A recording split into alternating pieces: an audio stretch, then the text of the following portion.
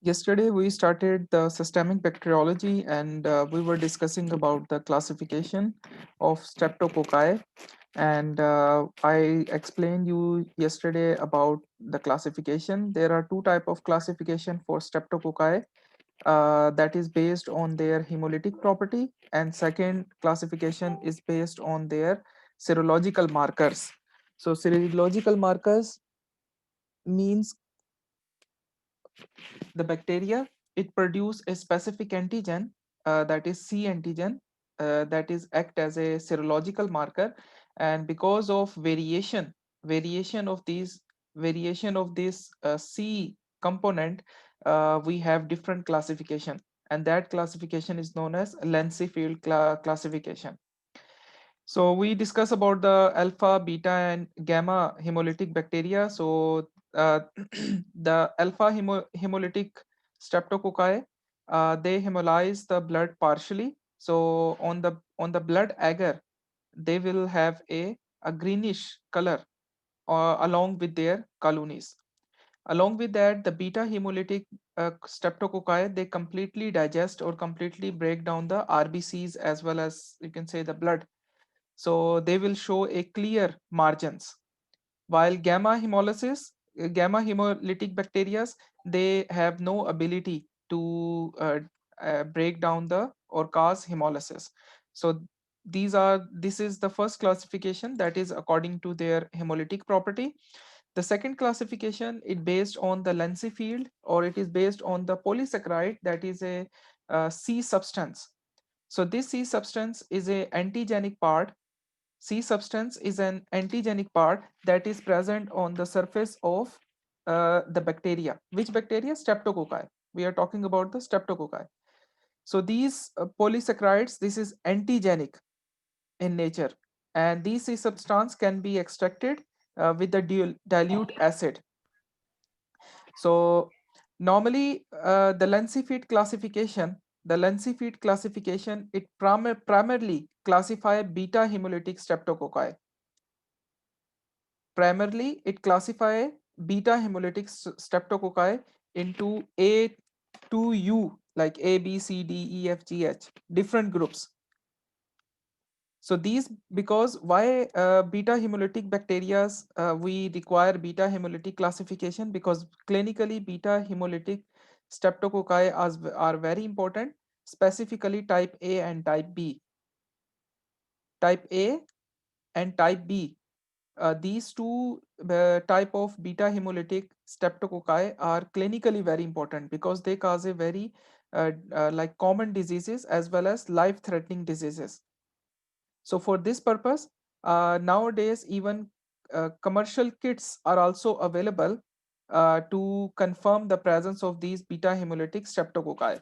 So nowadays we don't need to, like, we have a rapid diagnostic test just to confirm the presence of beta hemolytic streptococci in the blood or at the tissue site. So these rapid diagnostic kits are available nowadays. So this is a beta hemolytic classification. So beta hemolytic classification of Lancy field, it divide the beta hemolytic bacteria into group A, B, C, D, E, F, G, H, I, J, K, L, and up to U. So there are about 20 Lancified groups, and these 20 Lancified group, that is actually based on their C protein, or C antigen, that is C carbohydrate antigen or polysaccharide antigen. So on the basis of C antigen, beta hemolytic, I'm not talking about alpha or gamma, the beta hemolytic bacteria, it divide into 20 groups, group A, B, C, D, and so on. So, and among them, group A and group B are most important clinically, because it has a they cause more common diseases as well as life threatening diseases. Just wait, we will discuss about these diseases. And this group A, it is further divided into 80 serotypes. So there is a variation. Even in group A, there is a presence of M protein, T protein, R protein. So on the basis of these three proteins and their changing in structure and their change structure, we can further classify this group A, that is Streptococcus pyogenes. It is further divided into 80 serotypes. So you can see here how much variation, antigenic variation, these bacteria they have. So even a single bacteria as pyogen, single bacteria, it has 80 serotypes. And why it has 80 serotypes? Due to its difference, variation in their antigenic part. Because of their different antigen, so there will be different antibodies required. So that is why this is a problem, that even if even a person who is already infected with Streptococcus pyogen, who has already infected with Streptococcus pyogen, he may still have another infection of the same bacteria. Why? Because the different same bacteria with different antigen. So when the same bacteria with different antigen, our body does not have antibodies against that bacteria. So because of that, a person may get infected again and again with the same bacteria. How? And the patient can suffer because this single bacteria, it has 80 serotypes. Because of their presence of these proteins and their antigenic variation, the same bacteria can infect a person again and again. Class, understand?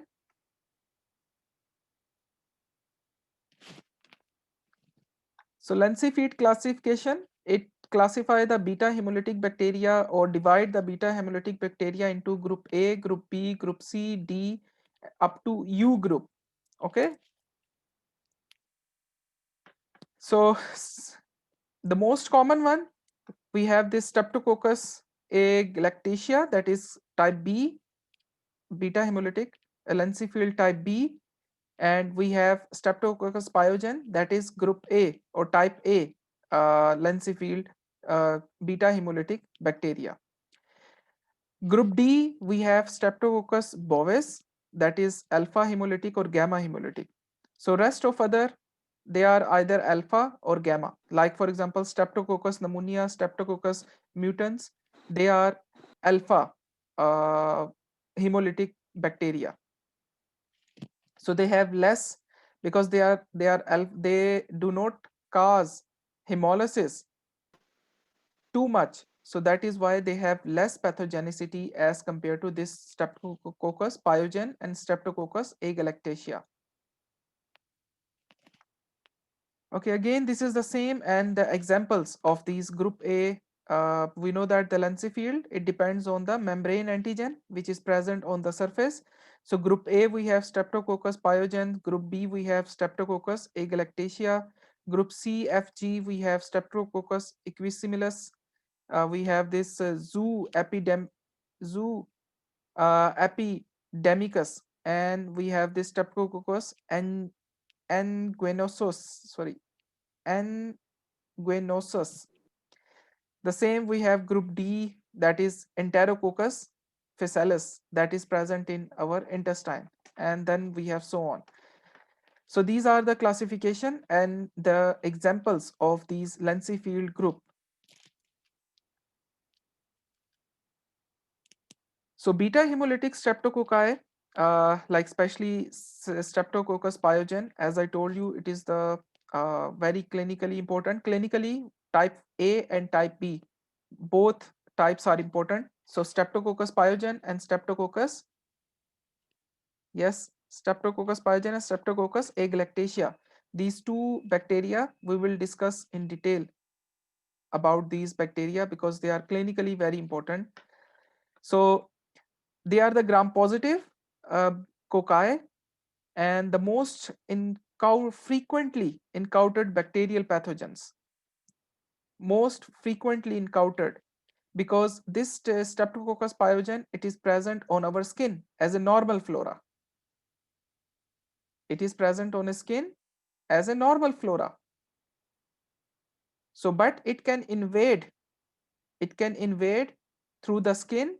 Which skin? Like if the skin is damaged, so this bacteria can invade into the skin or mucous membrane, and once it enters into the body or into the blood, it will cause rapid progressive infection. It will cause rapid progressive infection.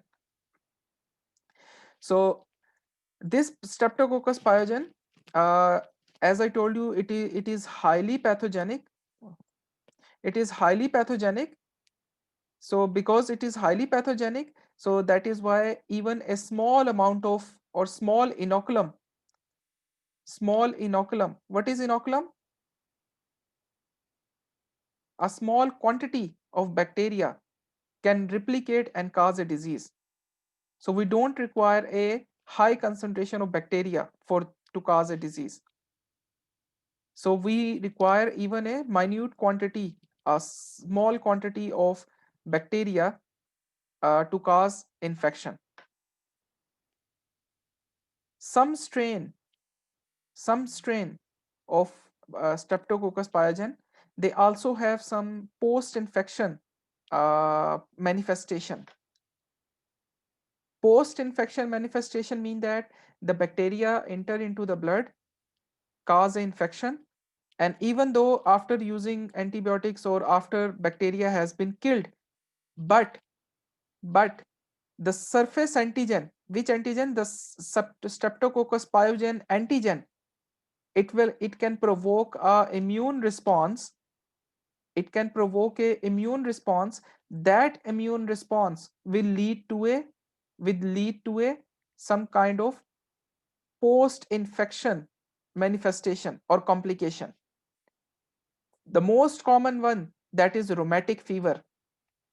You will study in medicine, internal medicine as well. It is one of the you can say etiology for valvular heart disease and heart failure, even in youngs.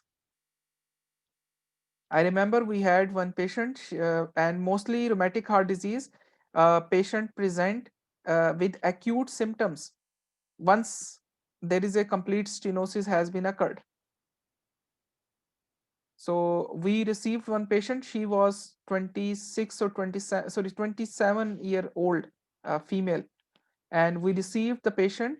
She was she was collapsed during a delivery. So during a delivery, she collapsed. She got an cardiac arrest, and when we received the patient into the ICU, we performed some test, and we found out that the patient is suffering with mitral valve stenosis, and that mitral valve stenosis is caused by this streptococcus infection, streptococcus pyogen infection. So even like the patient was having a sore throat, and after sore throat, even a sore throat, because streptococcus pyogen can cause tonsillitis or upper respiratory tract infections, and after within 1 week or 2 weeks, there is a development of antibodies against this streptococcus pyogen antigen, and because of this cross antigen antibody reaction, these antibodies can cause a immune response on a valvular surfaces and the mucous surfaces. For most common one is the uh, heart valves. So when the immune complex, antigen and antibody complex, it deposited on the heart valve, it will cause calcification of the valve, and that will lead to a mitral valve stenosis. When this antigen antibody complex it deposit in the kidney, it will cause glomerulonephritis. So acute glomerulonephritis, it also one of the complication, that is a renal failure, and it is irreversible. So just imagine simple sore throat. This bacteria can lead to a life threatening diseases. Okay. So it can cause rheumatic fever, it can cause glomerulonephritis. Okay, so this bacteria, it is commonly present in our nasal secretions, nasopharyngeal secretions. This bacteria is carried out, that is present in our nasopharyngeal like areas, like in our nose, nostril, and pharyngeal secretions. So that is why when a person cough or when a person sneeze, this bacteria it transfer into the atmosphere. So when a normal person inhale that air, this bacteria will enter into the nostril and it will reside over there and cause pathogenesis. So this is one of the route of transmission of this bacteria. Second is, as I told you, this bacteria can also invade through the skin and it is also present on our skin. So it can also transfer by touching a infected person. Okay, so it can transfer from one person to another person by skin contact, and it is also transferred through respiratory droplet. Yes, any question?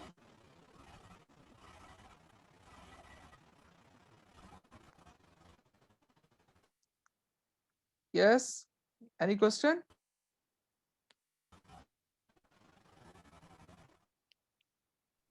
No, sir. Okay. So the diseases which are caused by Streptococcus pyogen, especially this is group A bacteria or type A, Lancefield classification. Most of the bacteria or most of the infections, they are suppurative. Suppurative is a medical term which is we use for the infections which cause pus. So this bacteria, it causes two kind of infection. One is non-invasive and one is invasive. Invasive mean which involve which involve multiple organs, which involve the blood. When the bacteria enter into the blood, it can spread and it will cause a septicemia.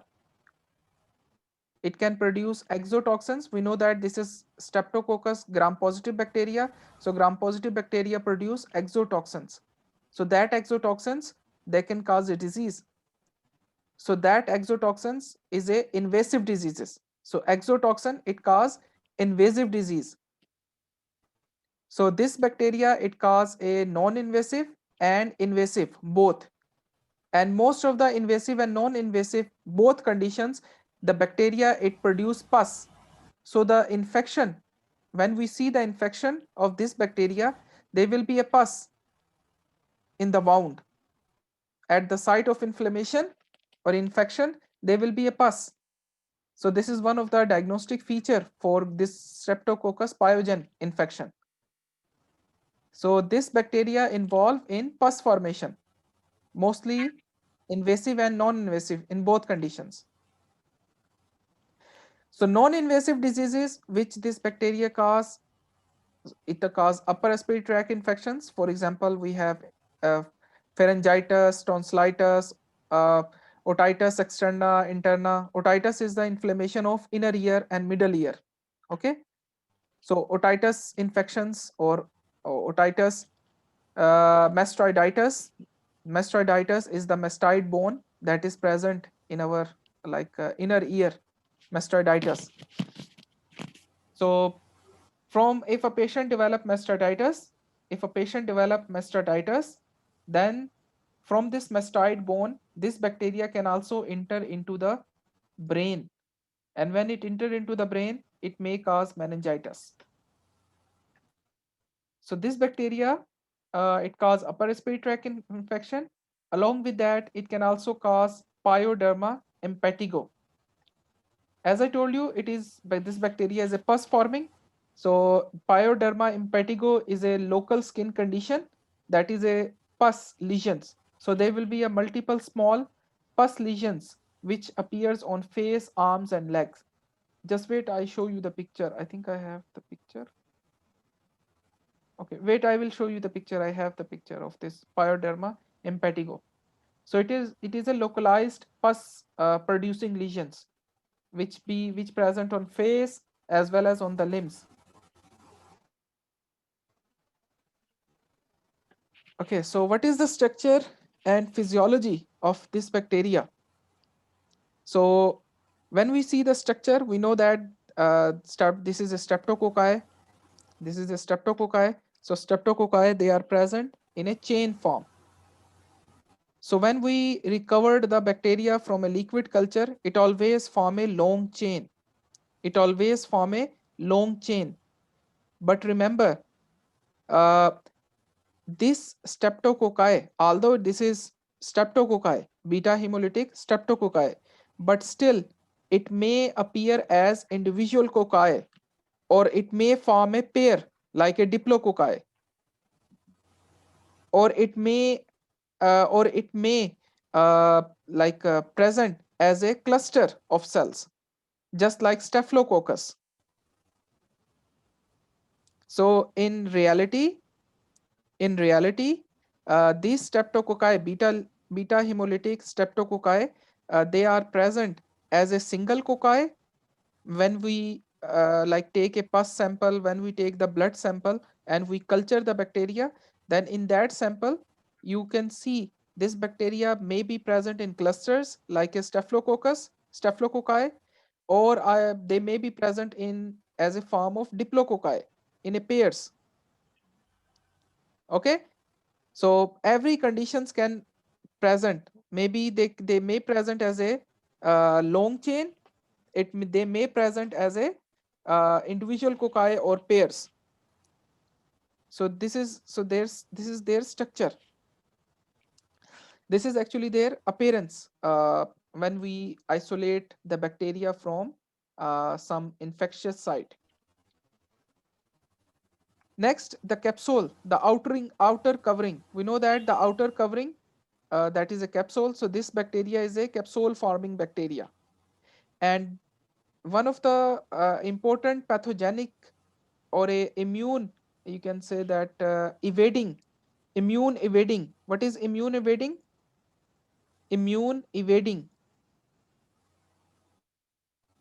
Evading mean hiding from the immune system. One of these immune hiding or immune evading property of this bacteria is the capsule. The capsule of this bacteria is made up of hyaluronic acid. The capsule of a bacteria, it is made up of hyaluronic acid, and this hyaluronic acid is normally found in human connective tissue. Hyaluronic acid, it is normally present in our connective tissues. It is the base of our connective tissue. So because hyaluronic acid is our own body structure, it is our own body part, so that is why the immune system do not recognize the bacteria, because the hyaluronic acid, it is the same our body structure.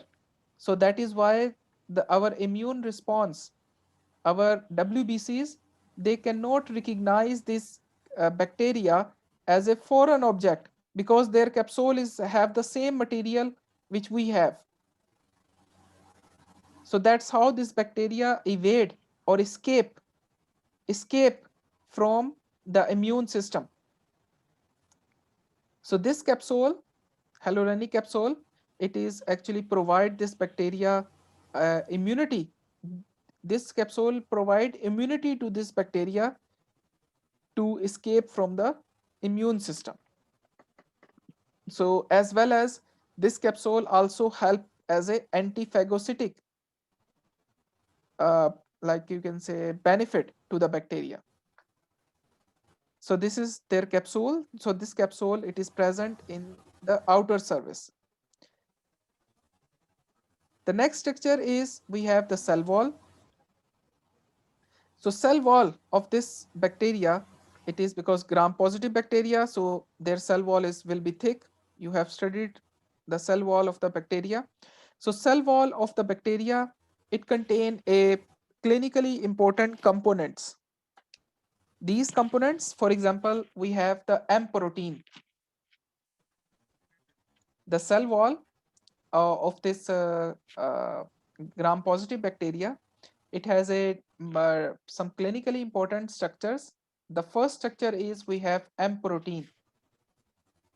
So remember the Streptococcus pyogen. The Streptococcus pyogen, its infectious property is because of this M protein.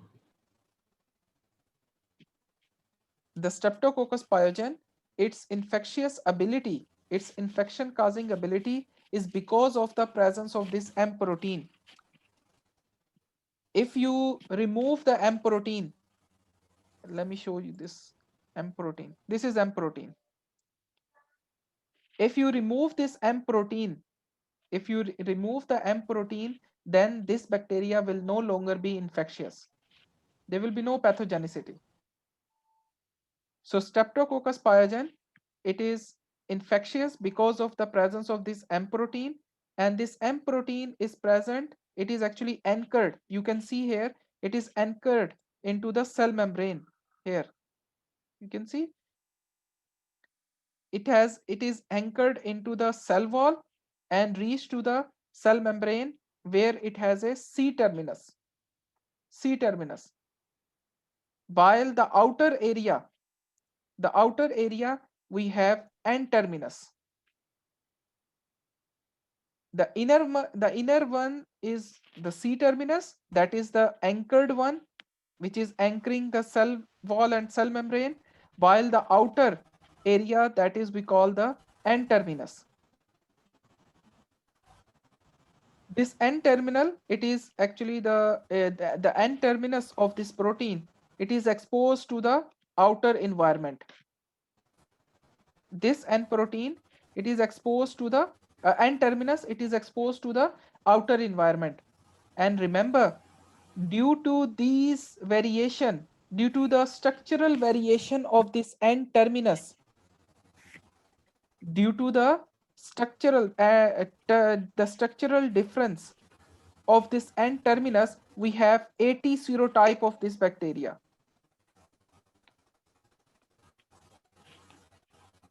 So this N terminus, it is highly variable. So if you just change this structure, and this, we know that this M protein is also it's an antigen. It's an antigenic part of bacteria. So slightly change in structure of this N terminus will produce a new strain of bacteria. It will produce a new strain of bacteria. So that is why there are 80 different strain and 80 different serotypes of this bacteria, Streptococcus pyogen. And that is because of the change in or the variability of this M protein N terminus. So that C terminus is present inside the cell membrane, that is anchored into the cell membrane, while the N terminus, it is present outside. And because of this variability, as I told you, I have already mentioned that this N terminus, because of their variation in N terminus, a person can be infected again and again with a new strain of the same bacteria. Because when the bacteria changes its N terminus, a new strain is formed, and because a new strain, our body do not have the antibodies against the bacteria, so the patient will get infection. So that is why this Streptococcus pyogen is highly pathogenic. Highly pathogenic. Okay, so another components which are present on the cell wall or the outer membrane of this bacteria, that is group A specific C substance. So this group A specific C substance, that is we have this rhamnose and N-acetyl glucosamine. Rhamnose and N-acetyl glucosamine. This rhamnose and N-acetyl glucosamine is present in their cell wall. Okay, all group A bacteria, they have this C substance. As we know that according to this C substance, we have Lancy field classification. So this C substance, it is present in all group A bacteria, group A streptococcal bacteria. The next we have protein F. Protein F, or we can also call it the fibronectin binding protein. So fibronectin binding protein, or the protein F, it is required to attachment. This fibronectin receptors, they are present on the epithelium of pharynx. It is present on epithelium of pharynx. So fibronectin receptors, they are present on the pharynx. When bacteria enter into the mouth, it attach with that receptors. Which receptors? Fibronectin receptors, with the help of fibronectin binding protein. So this fibronectin binding protein, it helps the bacteria to bind with the fibronectin. And when it bind with the fibronectin, so it means now the bacteria adhere. So there is a adherence, or you can say attachment. So bacteria will attach with the surface. And we know that when bacteria attach with the surface, it replicate. And when bacteria replicate, it will cause a disease. It will cause a infection. So this protein F is also a main, like it's helpful for the attachment of bacteria with the epithelial wall, with the epithelium of a pharynx. So along with that, this M protein and lipoticoic acid that is present in their cell wall, it also bind with this fibronectin. And I told you what is fibronectin, which is present on pharyngeal wall, pharyngeal epithelium.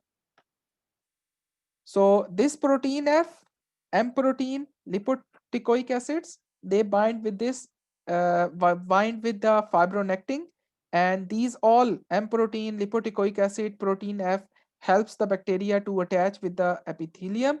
And when the bacteria attach with the epithelium, it will replicate, it will colonize, and once the bacteria colonized, it will produce a, it may form a biofilm, or ultimately there will be a production of some immune response or inflammation. Okay, so these are the extracellular products which these bacteria produce. So Streptococcus pyogen, it produces exotoxins because it's gram positive, so it produces exotoxins. So exotoxins is responsible for fever and streptococcal toxic shock disease. It causes a fever, that is we call the scarlet fever. Wait, we will discuss in detail about these diseases. And shocks and disease, and cause shock. Another antigen which is released in the blood, that is streptolysin. So streptolysin and streptolysin O and streptolysin S, these are the enzymes, these are the lysosomal enzymes, streptolysin O and streptolysin S. This enzyme, it causes the cell lysis.